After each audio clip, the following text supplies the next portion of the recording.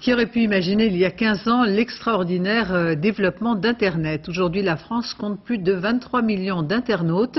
L'histoire d'une révolution sur la toile. Tout a commencé en 91. Nicolas Lemarinier, Daniel Lévy. Ce qui est formidable sur Internet, c'est qu'on peut s'y raconter des choses super intéressantes.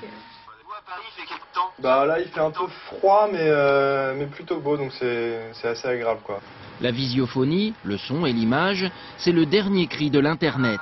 Et quand le réseau n'est pas saturé, ça marche, c'est vraiment très pratique. J'ai des amis qui sont à l'étranger, mon frère est au Maroc, donc ça me permet de communiquer en illimité et gratuitement.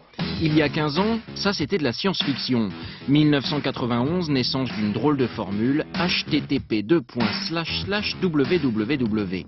Créé pour l'armée américaine en 1969, l'Internet s'ouvre au grand public. On peut aussi se cultiver durant la pause repas en visitant le musée du Louvre, voilà, tout en s'amusant avec les toiles de maître.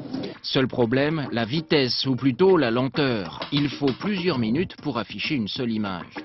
En 1994, la France compte 75 000 internautes seulement. Les particuliers s'emparent du réseau, première page personnelle, premiers emails, la machine est lancée et ne va plus s'arrêter grâce au moteur de recherche.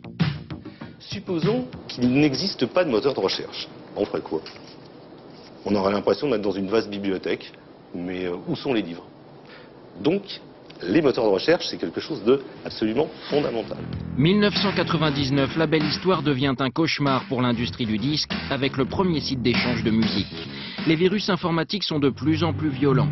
Après 2000, le haut débit démocratise le net. Les ados s'y racontent sur des blogs, les consommateurs pressés y font leurs courses, les célibataires cherchent l'âme sœur et l'on peut visiter le monde entier. En 2006, la France compte 24 millions d'internautes. La sécurité